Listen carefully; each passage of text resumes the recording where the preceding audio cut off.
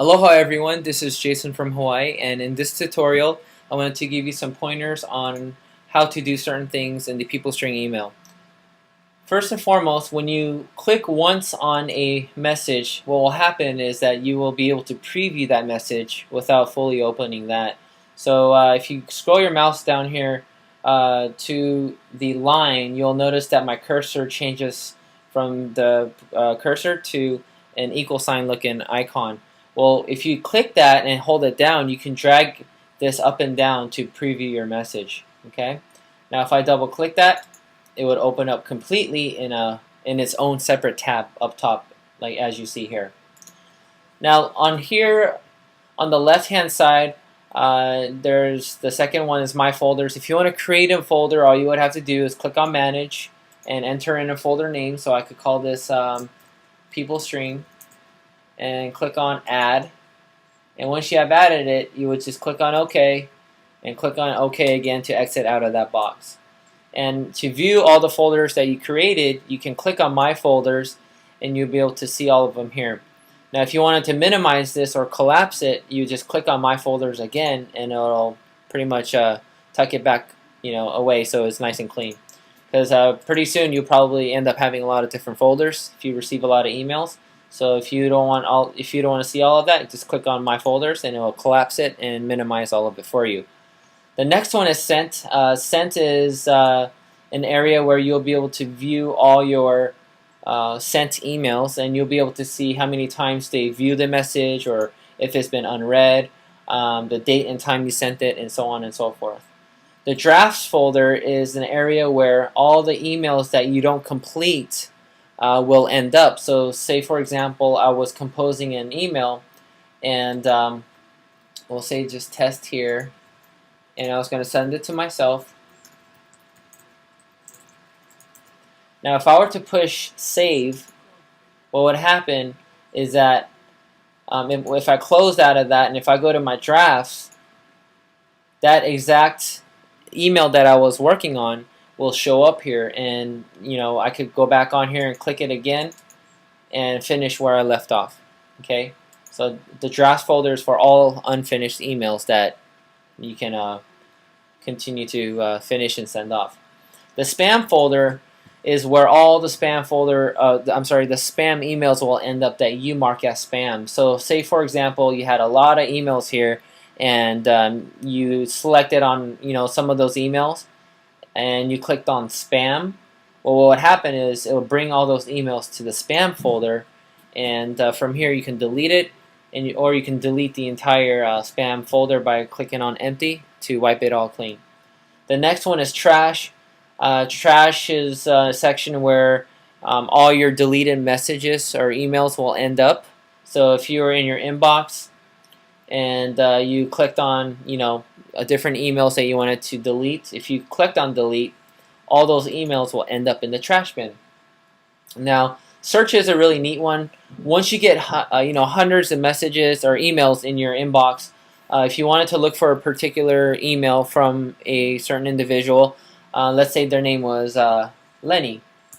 So let's say I wanted to dig up an email Lenny has sent me and I don't know where it is. What I can do is search for it and click on search, and what this will do is it will filter through all my hundreds of emails that I have in my inbox, and it'll show me all the emails that has the word Lenny contained in on it, so that it could be easier for me to find.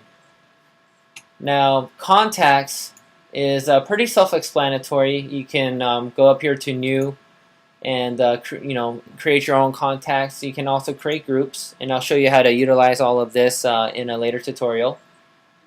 Okay. Now also keep in mind you can also import all your contacts from your other email services by going to import right up here, and if you click on that, it'll pop up a window, and displayed in there will be all the different email accounts that you can add your contacts from. Now if you don't see your email service here, you can click on other and go about it a different route, and I'll go ahead and include that in a different tutorial as well. So that's how you import contacts, for those that know how. Preferences, there's 4 different options here. There's personal.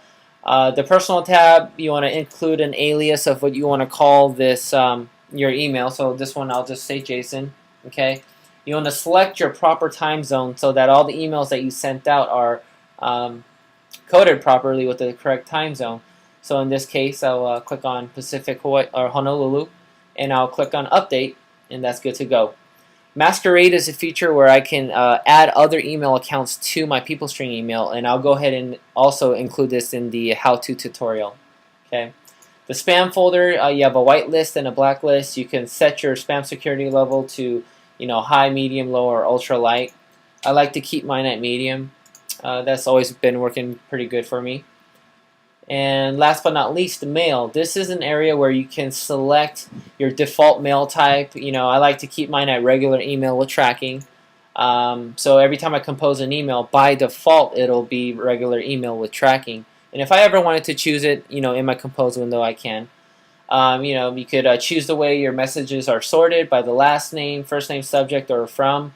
Your font style, your font size, your font color. You can choose to display your signature, and I like to display mine. And you can include your signature here. Okay. Then once you have done all of that, click on Update, and you'll be good to go. Now the next one is Expire Message. This is an area that a lot of us probably won't be using much, and I'll go ahead and include this in a video tutorial as well. Now the file center, this is a really neat area where you can upload a file. Let's say you had a business card that you always sent out with all your emails. Well, you can upload that particular business card file, for example, and keep it in your file center. So what you can do is every time you compose an email, and instead of re-uploading that file over and over again every time you send an email, you'll simply be able to locate that in your file center and send it off with your message. So it just makes it a little more convenient. Now another thing, notice up here, you guys, there's different tabs. Okay, these are tabs within the email window. Okay, these tabs up here are separate from your actual browser tabs that open up here, which I think is really neat because in other email programs you would have to exit out of something completely and then go do what you wanted to do. So I could check my emails in my inbox. I could compose. That's going to open up in a different tab. I could check my sent emails. That'll open up in a different tab. So let's say I wanted to go back to my inbox. All I got to do is simply click here and boom, I'm in my inbox. Or if I want to go back to my message that I was composing, I click on here and boom, I'm here. Instead of having to close completely out of it and then going to select the option, everything is here. You can jump around freely, and I just find that extremely convenient. Other than that, you guys, that's pretty much the basic rundown of what all these different options are, and I'll go ahead and include a how-to video tutorial in my later videos. So I hope you enjoyed that and find that informative, and thank you guys very much, and we'll see you on the string. Aloha.